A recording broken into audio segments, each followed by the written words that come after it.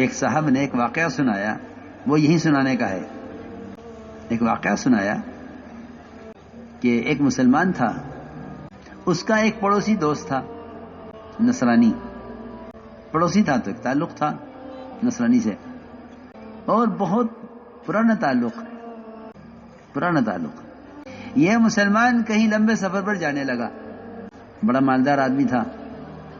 خیال یہ ہوا کہ گھر میں اتنا مال ہے، اتنا زیورات ہیں، اتنی نقدی ہے، اتنا سامان ہے، تو ایسا نہ ہو کہ لمبے سفر کے دوران کوئی چوری ڈکیتی ہو جائے.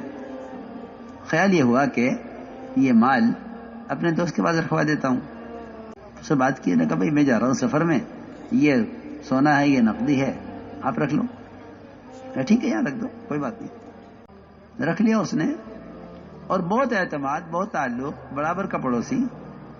یہ واپس آیا سفر سے تو گیا اس کے پاس کہ بھائی وہ ہماری امانت.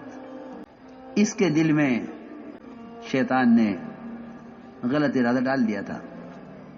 اس نے کہا کیسی امانت، کون سی امانت؟ یار میں آپ کے پاس سامان رکھ کر گیا تھا، آپ کیا بات کر رہے ہیں، مذاق کر رہے ہیں؟ کیسا مذاق؟ ہمیں آپ نے کچھ نہیں دیا. صاف انکار. یہ بہت پریشان ہو گیا.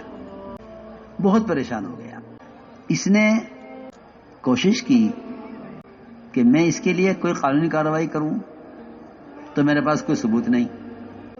جی آج کل لوگ تعلقات میں اور اعتماد میں مارے جاتے ہیں. حالانکہ قرآن کا حکم ہے فَلْيَكْتُبْ، کہ لکھ لو جو معاملہ ہے اسے لکھ لو. قرآن لکھنے کا حکم دے رہا ہے، اور قرآن کے اس حکم پر عمل نہیں کرتے آپس کے تعلقات کی وجہ سے. انہیں معلوم نہیں ہے کہ شیطان ان تعلقات کو کیسا ختم کرے گا اس مال کے چکر میں. جی ہاں، قرآن کا حکم ہے فَلْيَكْتُبْ، کہ لکھ لیا کرو معاملات جو تمہارے لین دین ہے آپس کا، اس کو لکھا کرو. لکھنا نہیں آتا تمہیں تو لکھنے والے کو بلا کر لکھواؤ. جی ہاں، اس کا حکم ہے. ان کے پاس کوئی لکھت پڑھت میں تو کوئی چیز تھی نہیں. وہ دوست کی نیت خراب ہوئی مال پر، اس نے دینے سے انکار کر دیا. اس کو خیال آیا کہ مجھے ان کے کسی پوپ، کسی پادری کے پاس جانا چاہیے اور اس سے جا کر ساری اپنی بات کہنی چاہیے. وہ گیا، جا کر اس سے کہا کہ میرا پڑوسی ہے، آپ کے مذہب کا آدمی ہے، میرا مال اس نے قبضہ لیا ہے، میں سفر میں جاتے ہوئے اس کے پاس رکھ کر گیا، میرا پڑوسی ہے، میں اسے جانتا ہوں، دوستی ہے، ساتھ کھانا، ساتھ بیٹھنا مستقل، اور میں نے ہر ممکن کوشش کر لی ہے لیکن وہ دینے کو تیار نہیں ہے. میں نے کہا ٹھیک ہے، میں آپ کو ایک پرچہ لکھ کر دیتا ہوں، لیکن میری شرط یہ ہوگی کہ آپ اس خط کو کھول کر نہیں پڑھیں گے. آپ یہ پرچہ لے جا کر اس کو دے دینا، مگر کھول کے آپ پڑھیں گے نہیں اس کو. ٹھیک ہے. وہ پرچہ لیا، وہاں سے بند لفافہ لا کے وہ اس نے اپنے پڑوسی کو دے دیا، اور کچھ نہیں کہا کس نے دیا، کہاں سے، یہ آپ کے لیے خط ہے. اس نے کھول کے پڑھا، اور پڑھتے ہی اندر گیا اور پورا سامان، صندوق اس کا، اور پیسہ اور روپیہ اور جو کچھ بھی تھا، زیورات، سب لا کر واپس.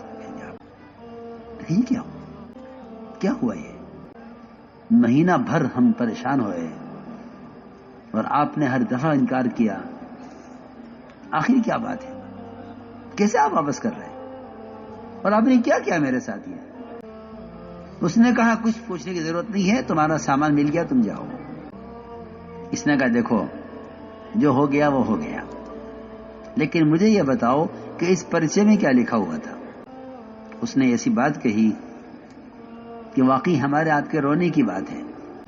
اس نے کہا پرچے میں کچھ نہیں تھا، ایک سطر لکھی ہوئی تھی کہ اس کے پوپ نے اس کو لکھا کہ مجھے حیرت ہے کہ تو مسلمان کب سے ہو گیا. یہ بہت رونے کی بات ہے. اس کے پوپ نے لکھا اس میں خط میں صرف اتنا لکھا کہ تو نے اس کا حق دبایا ہے، اس کا مال چھپایا ہے، تو مسلمان کب سے ہو گیا؟ یہ کام تو مسلمان کرتے ہیں، تم تو نہیں کرتے. کہنے لگا کہ مجھے یہ بات برداشت نہیں ہوئی کہ میں کسی کا مال دبا کر مجھے مسلمان کہا جائے.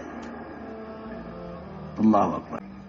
ایسا عجیب واقعہ صاحب نے سنایا کہ اس نے فوراً پیسہ لا کر، زیور لا کر سب واپس کر دیا.